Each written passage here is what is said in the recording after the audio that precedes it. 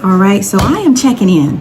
So today is the day that I get my first COVID-19 vaccine. I'm feeling very Black Panther-esque, right? Like this was just, I promise you, I feel like I'm going to war for my patients. I'm going to war for my community and for my family and my friends, because today is a huge day, right? Like I have several colleagues of mine who have gotten the COVID-19 vaccine, and today it's my turn.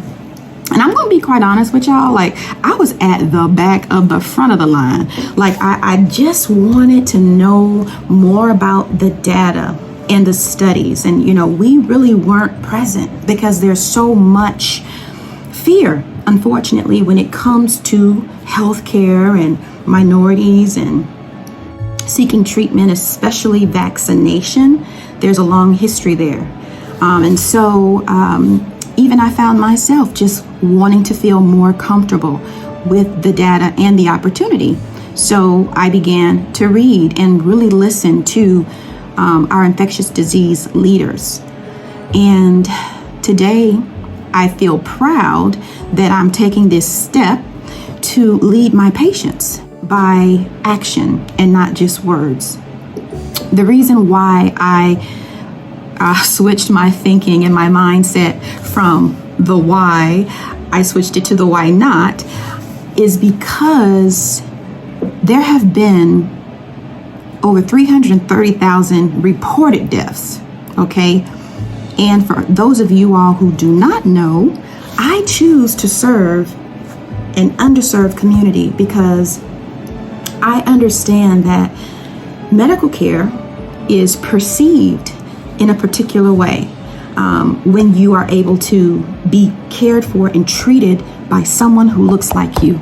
So I chose to serve an underserved community.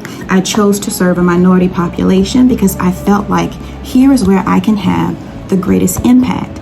And here I am in a situation where I have had so many patients who have been affected by COVID-19. We all have at this point, right? The majority of us either know someone who has had the virus, who currently has the virus, who has battled for their life in the hospital, or who has passed on, which is so, so sad.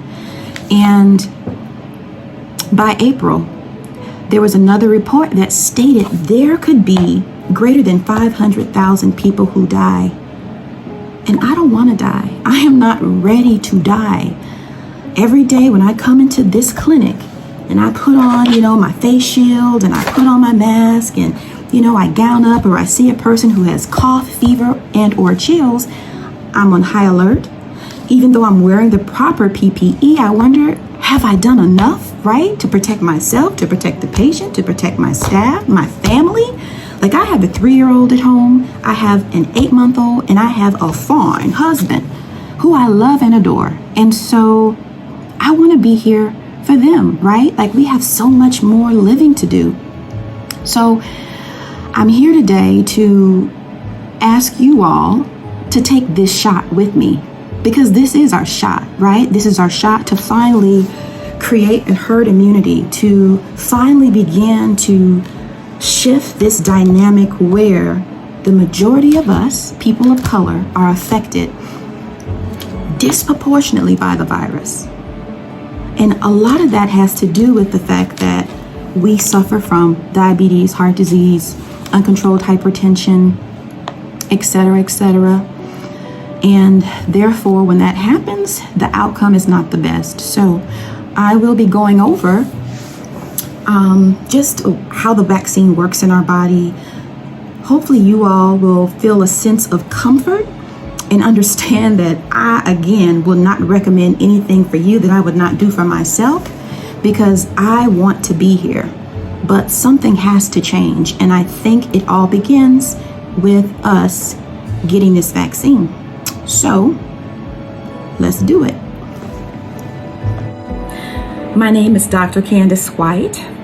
I am a board-certified primary care physician with a master's in public health, and my focus has been on preventative health as well as health disparities. And so please understand that me coming to you today to talk to you about my journey of getting vaccinated with the COVID-19 vaccine, that was produced by Pfizer has been a long thought out decision based on science, the data, and the state of our country. That's why I'm getting vaccinated.